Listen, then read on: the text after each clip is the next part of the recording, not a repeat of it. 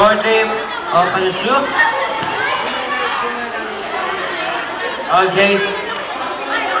I announce, yung makakuha po ulit ng points dito, yun na ang tatanggaling winner. Portrait of Palacio. No. Ready?